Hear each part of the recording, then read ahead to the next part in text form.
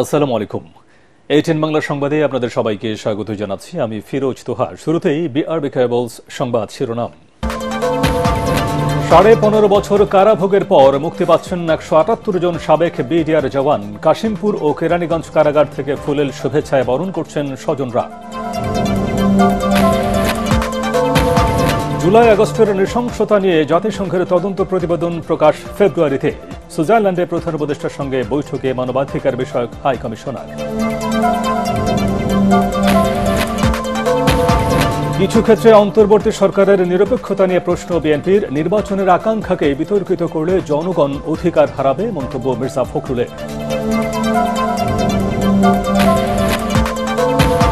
আধুনিক প্রযুক্তির যুদ্ধাস্ত্র ও সরঞ্জাম যোগ হওয়ায় সেনাবাহিনীর সক্ষমতা বেড়েছে বললেন সেনাপ্রধান। সর্বোচ্চ পেশাদারিত্বের সাথে দায়িত্ব পালনের নির্দেশ।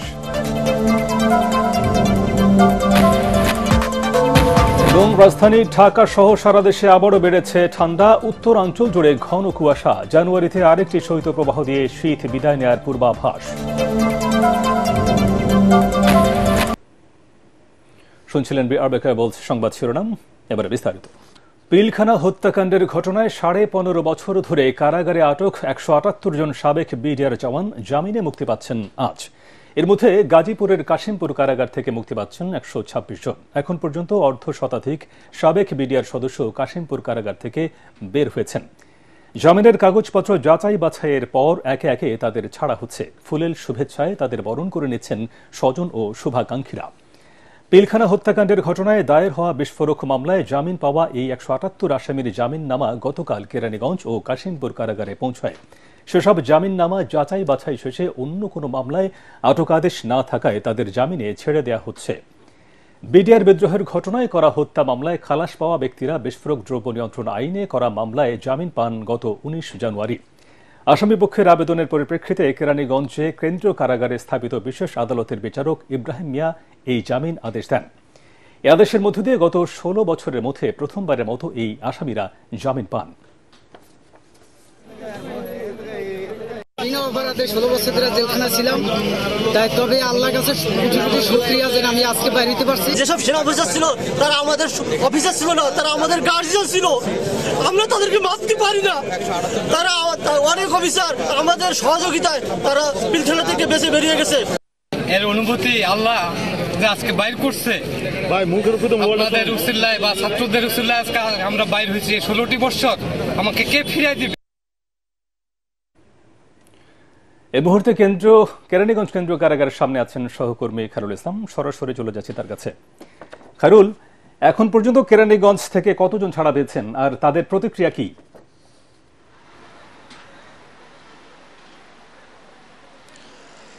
জি, আপনি জানেন যে আসলে দীর্ঘ 16 বছর পর বিডিআর বিদ্রোহের বিস্ফোরক মামলায় কিন্তু আজ 178 জন বিডিআর সদস্যরা কিন্তু মুক্তি পেয়েছেন। তারই ধারাবাহিকতায় কিন্তু আজকে এই কেরানীগঞ্জ কেন্দ্রীয় কারাগার থেকে কিন্তু 46 জন বিডিআর সদস্য কিন্তু মুক্তি পাচ্ছেন। অনেকেই ইতিমধ্যে কিন্তু মুক্তি পেয়ে গেছেন, এখনো কিছু সদস্য আছেন তারা হয়তো বের হবেন। এসব সদস্যদের আসলে বরণ করে নেওয়ার জন্য আসলে সকাল থেকে কিন্তু তাদের পরিবারের লোকজন কিন্তু এখানেও অপেক্ষা করছিলেন, এখনো অপেক্ষা করছেন। তারা তাদের যে মুখে যে একটা আনন্দের উচ্ছ্বাস আমরা দেখেছি, তারা কিন্তু অনেকেই আসলে তাদের এই পরিবারের সদস্যকে বরণ করে নেওয়ার জন্য কিন্তু এখানে মিষ্টি নিয়ে এসেছেন, মিষ্টি দিয়ে তাদেরকে বরণ করছেন, ফুল দিয়ে তাদেরকে বরণ করছেন। মূলত কারাগার থেকে যারা ছাড়া পেয়েছেন তাদের সঙ্গেও আমাদের কথা হয়েছে। তারা আসলে আমাদেরকে জানিয়েছেন যে আসলে তারা দীর্ঘ সময় আসলে কারাভোগ করেছেন, তাই সরকারের কাছে তারা আসলে এখন সহযোগিতা চাচ্ছেন, সাহায্য সহযোগিতা চাচ্ছেন এবং অনেক কিন্তু এর ন্যায় বিচারও চাচ্ছেন। অনেক কিন্তু দাবি করেছেন যে আসলে বিনা অপরাধে কিন্তু তাদেরকে এই দীর্ঘদিন এই কারাগারে আসলে আটকে রাখা হয়েছে, যার জন্য তাদের অনেক কিছুই হারাতে হয়েছে। সেসব বিষয় বিবেচনা করে আসলে সরকারের কাছেও কিন্তু তারা সহযোগিতা চেয়েছেন। অনেকে কিন্তু আসলে যুবক বয়সে এখানে এসেছেন, যারা এসে কিন্তু এখন বৃদ্ধ হয়ে গেছেন। সামনের দিনগুলোতে আসলে তারা আসলে কি করবেন সে বিষয়ে কিন্তু আমাদেরকে জানিয়েছেন। তাই সরকারের কাছে তাদের আসলে মূল যে চাওয়া সেটা হচ্ছে চাকরি ফেরত কিংবা সাহায্য সহযোগিতা। এই ছিল আমার কাছ থেকে কেন্দ্রীয় কারাগার থেকে সর্বশেষ খবর। খায়রুল, আপনাকে ধন্যবাদ। জাতিসংঘের মানবাধিকার বিষয়ক হাই কমিশনার ভলকার তুর্ক বলেছেন, জুলাই আগস্টে আন্দোলনকালে সংঘটিত নৃশংসতার বিষয়ে জাতিসংঘের তদন্ত প্রতিবেদন চূড়ান্ত পর্যায়ে রয়েছে। প্রতিবেদনটি ফেব্রুয়ারির মধ্যে প্রকাশিত হবে। সুইজারল্যান্ডে ওয়ার্ল্ড ইকোনমিক ফোরামের বার্ষিক সভার ফাঁকে প্রধান উপদেষ্টা অধ্যাপক মোহাম্মদ ইউনূসের সাথে বৈঠকে এই তথ্য জানান জাতিসংঘের মানবাধিকার বিষয়ক হাই কমিশনার। এ সময় প্রধান উপদেষ্টা রোহিঙ্গা সংকট সমাধানে ইউএন মানবাধিকার প্রধানের সাহায্য চেয়ে বলেন, গত কয়েক মাসে মিয়ানমার থেকে নতুন রোহিঙ্গাদের অনুপ্রবেশের কারণে পরিস্থিতি আরও খারাপ হয়েছে। রোহিঙ্গা অনুপ্রবেশ বন্ধের পাশাপাশি মিয়ানমারের রাখাইন অঞ্চলে জাতিসংঘের তত্ত্বাবধানে নিরাপদ অঞ্চল গঠনের আহ্বান জানান ড ইউনূস। বৈঠকে উপস্থিত ছিলেন বাংলাদেশ সরকারের এসডিজি কোঅর্ডিনেটর লামিয়া মোর্শেদ এবং বাংলাদেশের জেনেভায় স্থায়ী প্রতিনিধি তারেক আরিফুল ইসলাম।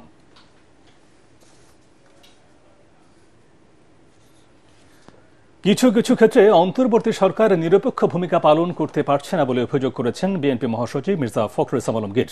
অন্তর্বর্তী সরকার নিরপেক্ষভাবে দায়িত্ব পালন করতে না পারলে নির্বাচনকালীন নিরপেক্ষ সরকারের দরকার হতে পারে বলে মন্তব্য করেছেন তিনি। জাতীয় প্রেসক্লাবে ৬৯-এর গণ অভ্যুত্থানের মহানায়ক শহীদ আসাদের শাহাদাত বার্ষিকী উপলক্ষে আয়োজিত আলোচনা সভায় মির্জা ফখরুল এসব কথা বলেন। এ সময় অন্তর্বর্তী সরকারকে নিরপেক্ষভাবে দায়িত্ব পালনের আহ্বান জানিয়ে বিএনপি মহাসচিব বলেন, ন্যূনতম সংস্কার করে নির্বাচন দিয়ে জনপ্রত্যাশা পূরণ করতে হবে। মির্জা ফখরুল বলেন, গণ অভ্যুত্থানের পর অন্তর্বর্তী সরকারের প্রতি জনগণ অত্যন্ত আশাবাদী, কিন্তু নির্বাচন বিলম্বিত হলে দুর্বৃত্তরা আবারও মাথা চাড়া দিয়ে উঠবে। বর্তমান অস্থির পরিস্থিতি থেকে উত্তরণে যত দ্রুত সম্ভব নির্বাচনের বিকল্প নেই বলে মন্তব্য করেন মির্জা ফখরুল। অন্তর্বর্তীকালীন সরকার যদি নিরপেক্ষ না থাকে তাহলে একটা নিরপেক্ষ সরকার দরকার হবে নির্বাচনের সময়। আমি কথাটা বলেছি, কারণ আছে। কারণ আমরা দেখছি যে বেশ কিছু বিষয়ে অন্তর্বর্তীকালীন সরকার নিরপেক্ষতা পালন করতে পারছেন না। আমি তাই অনুরোধ করব, আমি প্রত্যাশা করব যে আমরা আশা করি যে অন্তর্বর্তীকালীন সরকার তারা সেই নিরপেক্ষতা পালন করবেন এবং দেশে যে সংকট আছে সেই সংকট থেকে দেশকে মুক্ত করবার জন্য তারা কাজ করবেন। ন্যূনতম যে সংস্কার হচ্ছে নির্বাচন কেন্দ্রিক, সেই সংস্কারগুলো করেই আমাদের দ্রুত নির্বাচনের পথে যাওয়া উচিত। সেনাবাহিনী প্রধান জেনারেল ওয়াকারুজ্জামান বলেছেন, গত কয়েক বছর ধরে সেনাবাহিনীতে আধুনিক প্রযুক্তি নির্ভর যুদ্ধাস্ত্র ও সরঞ্জাম সংযোজনের মাধ্যমে বাহিনীর সক্ষমতা বেড়েছে। সক্ষমতা আরও বাড়াতে ইঞ্জিনিয়ার্স ডিফেন্স ইন্ডাস্ট্রির কাজ চলছে। সকালে চট্টগ্রাম শহীদ MR চৌধুরী প্যারেড গ্রাউন্ডে ইস্ট বেঙ্গল রেজিমেন্টের ১৭তম কর্নেল অব দি রেজিমেন্ট অভিষেক অনুষ্ঠানে এসব কথা বলেন সেনাপ্রধান। এ সময় সেনাবাহিনীতে আধুনিক যুদ্ধাস্ত্র ও সরঞ্জাম যোগানে সচেষ্ট থাকবেন বলেও জানান তিনি। সেনাপ্রধান আরও বলেন, ইস্ট বেঙ্গল রেজিমেন্টের প্রতিটি সদস্য তাদের উপর অর্পিত দায়িত্ব সর্বোচ্চ পেশাদারিত্বের সাথে পালন করবে এবং প্রয়োজনে দেশের জন্য জীবন উৎসর্গ করতেও দ্বিধা করবে না।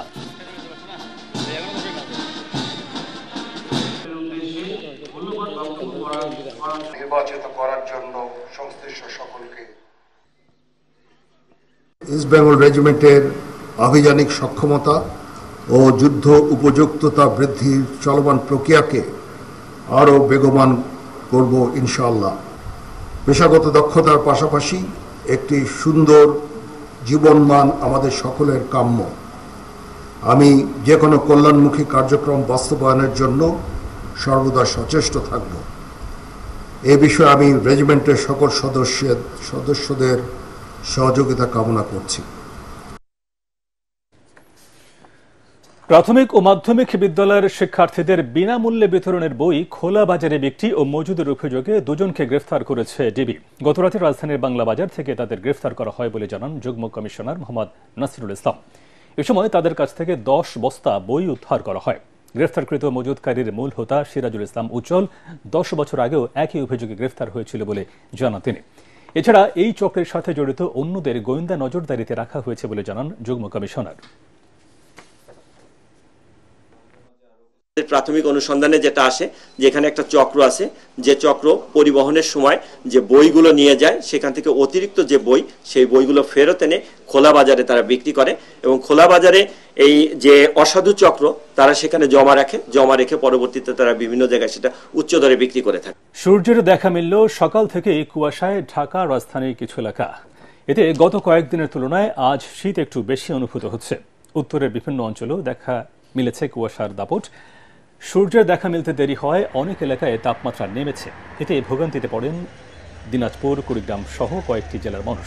আবহাওয়া অধিদপ্তরের সবশেষ বিজ্ঞপ্তিতে বলা হয়েছে, সকাল 9টা থেকে পরবর্তী 24 ঘন্টায় অস্থায়ীভাবে আংশিক মেঘলা আকাশ সহ সারা দেশের আবহাওয়া শুকনো থাকতে পারে। তবে শেষ রাত থেকে সকাল পর্যন্ত দেশের উত্তর পশ্চিমাঞ্চলের কোথাও কোথাও মাঝারি থেকে ঘন কুয়াশা পড়তে পারে এবং দেশের অন্যত্র হালকা থেকে মাঝারি ধরনের কুয়াশা পড়তে পারে। কোথাও কোথাও তা দুপুর পর্যন্ত অব্যাহত থাকতে পারে। তবে সারা দেশে রাত ও দিনের তাপমাত্রা সামান্য বাড়তে পারে। রাজধানীর বিভিন্ন এলাকা ঘুরে এই মুহূর্তে আগারগাঁওয়ে আবহাওয়া অফিসে আছেন সহকর্মী রাসনা দাস। সরাসরি চলে যাচ্ছি তার কাছে। রাসনা, সবশেষ আবহাওয়া পরিস্থিতি আমাদেরকে জানান। চলছে জানুয়ারি মাসের শেষ দশক, মাস শেষ হতে আর বাকি মাত্র 7 দিন। জানুয়ারি মাসে শীতের যে চিরাচরিত রূপ থাকে এবার তা একদমই নেই বললেই চলে। যদিও বিগত কয়েকদিনের তুলনায় সকাল থেকে রাজধানী ঢাকা সহ সারা দেশ কুয়াশার চাদরে মুড়েছিল, তবে বেলা বাড়ার সাথে সাথে রোদ উঠতে শুরু করেছে এবং তাপমাত্রাও বাড়তে শুরু করেছে। আবহাওয়া অফিস আমাদের জানিয়েছে চলতি মাসে শৈত্যপ্রবাহ হয়েছে 3টি, তবে একটি শৈত্যপ্রবাহ রূপ একটিও তীব্র শৈত্যপ্রবাহের রূপ নেয়নি।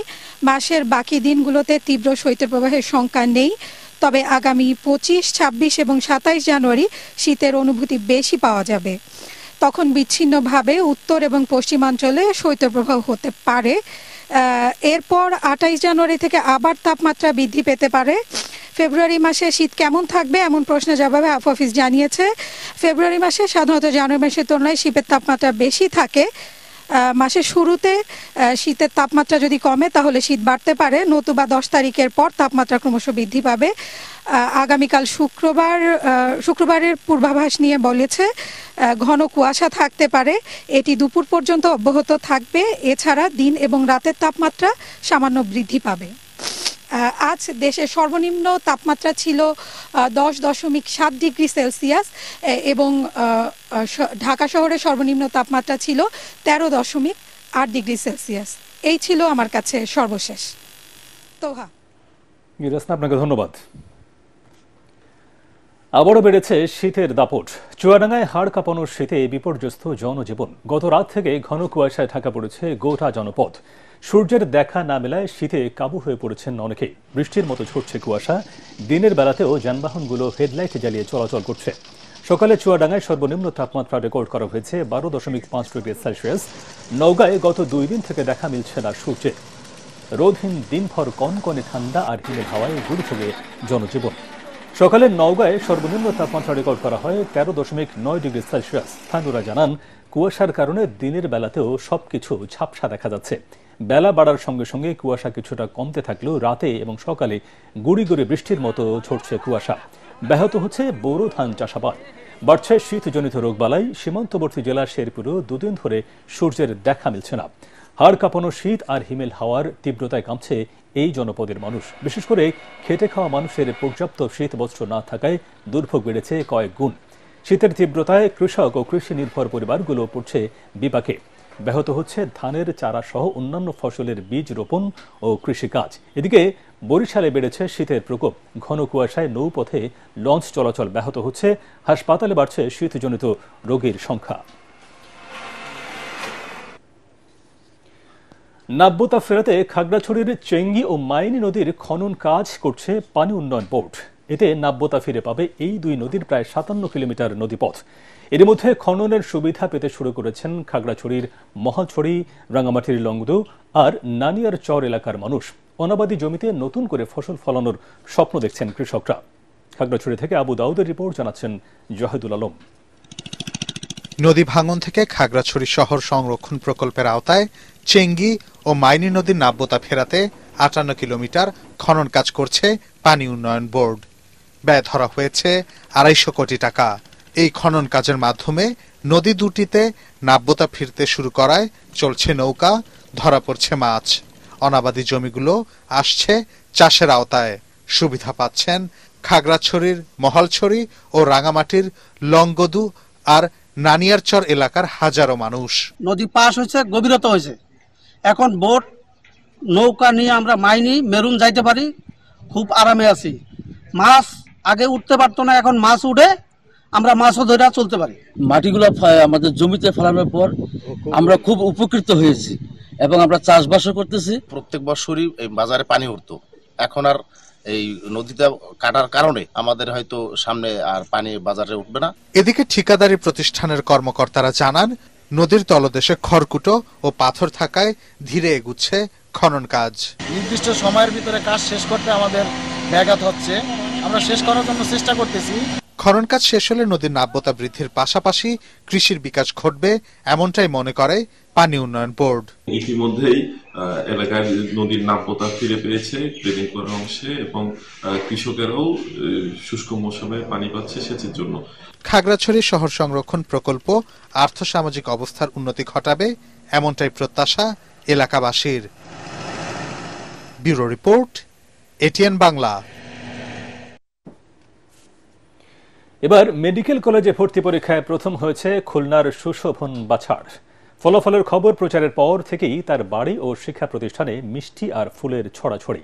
স্বজন, সহপাঠী, প্রতিবেশী সহ শুভাকাঙ্ক্ষীরা আসছেন সুশোভনকে শুভেচ্ছা জানাতে। মেডিকেলে লেখাপড়া শেষে নিজেই গড়তে চান হাসপাতাল, স্বাস্থ্যসেবা দিয়ে অংশীদার হতে চান নতুন বাংলাদেশ গড়ার। খুলনা থেকে এস এম হাবিবের পাঠানো তথ্য ছবিতে আরও জানাচ্ছেন আশিকুর রহমান। খুলনা নগরীর সরকারি মডেল স্কুল অ্যান্ড কলেজ থেকে এই বর্ষে এইচএসসি পাশ করে সুশোভন। 2022 সালে টিএনটি আদর্শ মাধ্যমিক বিদ্যালয় থেকে উত্তীর্ণ হয় এসএসসিতে। প্রতি ক্লাসে পেয়েছে বৃত্তি। ভবিষ্যতে দরিদ্রদের জন্য হাসপাতাল করতে চায় সুশোভন। প্রথমে একটু অবাক হয়েছিলাম, আমি প্রথমে বিশ্বাস করতে পারছিলাম না যে মেরিট পজিশনে 1 দিচ্ছে। তো আমি ওটা আবার বারবার দেখি যে না, ওটা ঠিকই আছে, আমারই নাম, রোল সব ঠিক। আমার ফার্স্ট আর কি আমি অর্জন করছি, প্রথম স্থান। এখনো আমার স্বপ্নের মতোই মনে হয়। একটা ভালো ডাক্তার, একটা ভালো মানুষ হিসেবে নিজেকে প্রতিষ্ঠিত করার, একটা ভালো দেশ গড়ার, যাতে আমি একটা ছোট কিছু হলেও অবদান রাখতে পারি। সাতক্ষীরায় সুশোভনের বাবা সুভাষ চন্দ্র একজন শিক্ষক। মা বন্দনা সেন একসময় শিক্ষকতা করলেও এখন গৃহিণী। ছেলের কৃতিত্বে অনুভূতি ব্যক্ত করতে গিয়ে জানান নানা কথা। আমার অনুভূতি আসলে বলে শেষ করতে পারবো না। এটা আসলে আমি যে এতটা আনন্দিত, এই যে আমার সারা বাংলাদেশে আমাকে এইভাবে যে আমার তার মাকে এইভাবে সম্মানিত করছে, সবাই এসে করছে, এইটা আসলে এই আনন্দটা আসলে বলে বোঝানো যাবে না। মানে অনুভূতি বলতে আমি ভাষায় প্রকাশ করতে পারছিলাম না যে আমার ছেলে জাতীয় মেধায় ফার্স্ট হয়েছে। এটা মানে কি বলবো, আমার চোখে জল চলে আসছিল সেই সময় সাথে সাথে। আর ওর কাছে সব সময় থাকিছি বসে, আর ও মা ছাড়া থাকার মতো না, মা এখানে এসে বসো, ও পড়তো টেবিলে, মা বসে থাকো। চলতি বর্ষে ফলাফলে পাশের হার 45.62%। অংশগ্রহণকারী পরীক্ষার্থীদের মধ্যে 60,095 জন উত্তীর্ণ হন। এর মধ্যে 37টি সরকারি মেডিকেল কলেজে ভর্তির জন্য 5,372 পরীক্ষার্থী প্রাথমিকভাবে নির্বাচিত হয়েছেন। প্রকাশিত ফলাফলে সুশোভন বাছার সর্বোচ্চ 90.76 পেয়ে প্রথম স্থান অর্জন করেন। Bureau report, ATN Bangla. Ad-din welfare সেন্টারের বাস্তবায়নে মাগুরার রসুলপুরে বাড়ি সরিষা 14 চাষ নিয়ে অনুষ্ঠিত হল মাঠ দিবস। তেল জাতীয় ফসল চাষ সম্প্রসারণ, প্রক্রিয়াজাত এবং বাজারজাত করার মাধ্যমে কর্মসংস্থান সৃষ্টি উপলক্ষে উপপ্রকল্পের আওতায় পল্লী কর্মসহায়ক ফাউন্ডেশনের আর্থিক ও কারিগরি সহযোগিতায় এই মাঠ দিবস অনুষ্ঠিত হয়। বাবুখালী শাখার কৃষি ইউনিটের উদ্যোগে আয়োজিত অনুষ্ঠানে প্রধান অতিথি ছিলেন আদ্দিন ওয়েলফেয়ার সেন্টারের ডিজিএম শহীদুল ইসলাম। এছাড়াও উপস্থিত ছিলেন আদ্দিন ওয়েলফেয়ার সেন্টারের কৃষি কর্মকর্তা নাজমুল হোসেন, প্রাণী সম্পদ কর্মকর্তা সজীব আহমেদ প্রিন্স এবং মৎস্য কর্মকর্তা সাদ আহমেদ। আদ্দিন মাগুরার মোহাম্মদ উপজেলার এরিয়া ম্যানেজার হারুন রশিদ, মোহাম্মদপুর উপজেলা কৃষি কর্মকর্তার প্রতিনিধি অনুপ কুমার রায়। প্রচার হয়ে হইল সরিষার তেলে কোলেস্টেরল বেশি। কোলেস্টেরল বুঝেন? রক্তে চর্বি জমায় হইল সয়াবিন তেল, আসলে সরিষার তেল জমায় না। আমরা সবাই মানে সরিষার তেল খাওয়ার অভ্যাস করব।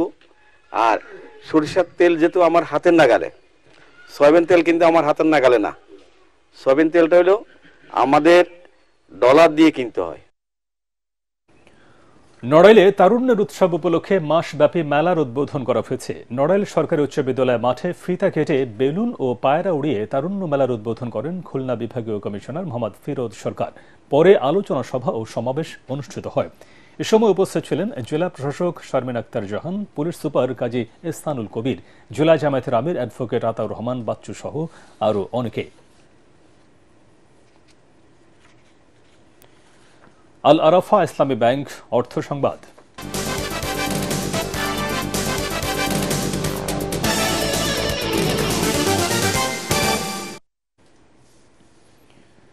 ব্যবসায়িক সম্পর্কের উন্নয়ন ও ট্যুরিজম খাতের বিকাশে আগামী 26 ও 27 এপ্রিল ফ্লোরিডার ট্যাম্পা হাইটসে অনুষ্ঠিত হতে যাচ্ছে ৫ম world fair and fest Tampa Bay 2025। বিশ্বের প্রায় 30টি দেশের ব্যবসায়ী প্রতিনিধি ও স্থানীয় প্রশাসনের গুরুত্বপূর্ণ ব্যক্তিরা অংশ নেবেন এই অনুষ্ঠানে। বাংলাদেশ থেকে FBCCI এর একটি প্রতিনিধি দল অংশ নেবেন এবারের ট্যাম্পা ফেয়ারে এবং তুলে ধরবেন বাংলাদেশের বাণিজ্যিক সম্ভাবনা। সকালে জাতীয় প্রেস ক্লাবে সংবাদ সম্মেলনে এই তথ্য জানান সংগঠনটির পরিচালক আতিকুর রহমান। এবার সন্ধানী লাইফ ইন্স্যুরেন্স আন্তর্জাতিক সংবাদ।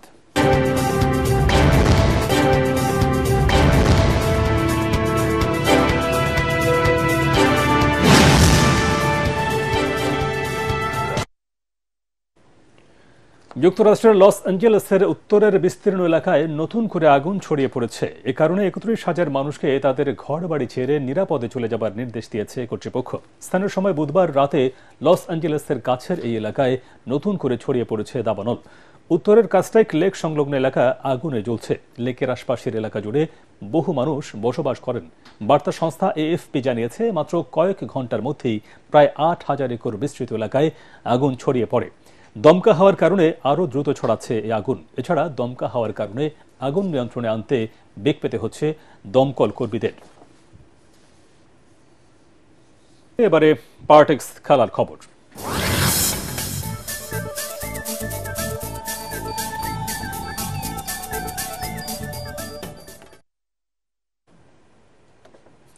বাংলাদেশ প্রিমিয়ার লিগ BPL এ চট্টগ্রাম পর্বের শেষ দিনের প্রথম ম্যাচে টস জিতে দুর্বার রাজশাহীকে ব্যাটিংয়ে আমন্ত্রণ জানিয়েছে রংপুর রাইডার্স। দলের হয়ে ইনিংস ওপেন করেন সাব্বির রহমান এবং মোহাম্মদ হারিস। আগের ৮ ম্যাচের সব কয়টি জিতে পয়েন্ট টেবিলের শীর্ষে আছে রংপুরের দলটি। এই ম্যাচেও তারা জয়ের ধারা অব্যাহত রাখতে চায়। এদিকে ৯ ম্যাচে ৩ জয়ে ৬ পয়েন্ট নিয়ে লিগ টেবিলের ষষ্ঠ স্থানে এখন রাজশাহী। প্লে অফের নিভু নিভু সলতেটা জ্বালিয়ে রাখতে হলে এই ম্যাচে জয় ভিন্ন অন্য কোনো পথ নেই আকবর আলীর দলে। শেষ খবর পাওয়া পর্যন্ত তাদের সংগ্রহ ৩ উইকেটে ১২৭ রান।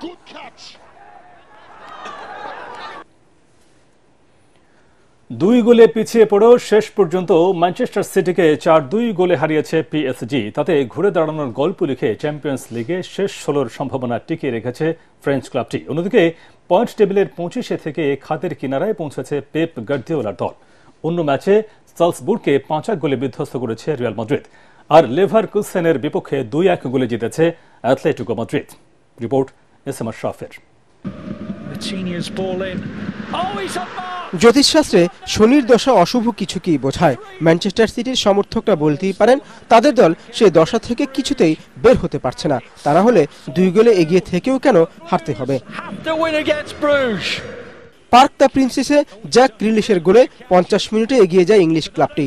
এরপর আর্লিং হল্যান্ড ৩ মিনিটের মধ্যে দলের ব্যবধান বাড়ালে স্বস্তির জয়ের সুবাতাসই বইছিল ম্যান সিটি শিবিরে।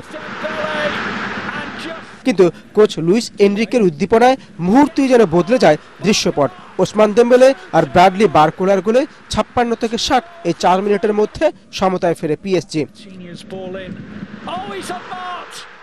হুগো নেভিস ৭৮ মিনিটে দলের হয়ে তৃতীয় গোল করেন। এরপর গনসালো রামোস ইনজুরির সময়ে আরও ১ গোল করে PSG-কে টেবিলের ২২-এ তুলে আনে। সেরা ২৪ দল খেলবে শেষ ১৬তে। শেষ ম্যাচে জিততেই হবে ম্যানচেস্টার সিটিকে। আরেক ম্যাচে লেভারকুসেনের বিপক্ষে অ্যাথলেটিকো মাদ্রিদকে ২৫ মিনিটে এগিয়ে নেন পাবলো ব্যারিওস। এরপর পিওরো হ্যান্ডকেপি প্রতিপক্ষকে সমতায় ফেরান প্রথমার্ধেই। তবে আর্জেন্টাইন তারকা হুলিয়ান আলভারেসের দুর্দান্ত জোড়া গোলে পয়েন্ট টেবিলের ৫-এ উঠে শেষ ৮ প্রায় নিশ্চিত করে ফেলে সিমিওনের দল। SM Ashraf, ATN Bangla. শেষ করার আগে BRB কেবলস সংবাদ শিরোনাম আরেকবার। ১৫.৫ বছর কারাভোগের পর মুক্তি পাচ্ছেন ১৭৮ জন সাবেক বিডিআর জওয়ান। কাশিমপুর ও কেরানীগঞ্জ কারাগার থেকে ফুলেল শুভেচ্ছায় বরণ করছেন স্বজনরা। জুলাই আগস্টের নৃশংসতা নিয়ে জাতিসংঘের তদন্ত প্রতিবেদন প্রকাশ। ফেব্রুয়ারিতে সুইজারল্যান্ডে প্রধান উপদেষ্টার সঙ্গে বৈঠকে মানবাধিকার বিষয়ক হাই কমিশনার।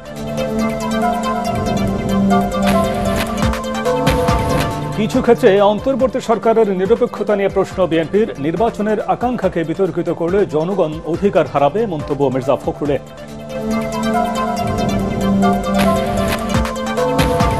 আধুনিক প্রযুক্তির যুদ্ধাস্ত্র ও সরঞ্জাম যোগ হওয়ায় সেনাবাহিনীর সক্ষমতা বেড়েছে বললেন সেনাপ্রধান। সর্বোচ্চ পেশাদারিত্বের সাথে দায়িত্ব পালনের নির্দেশ।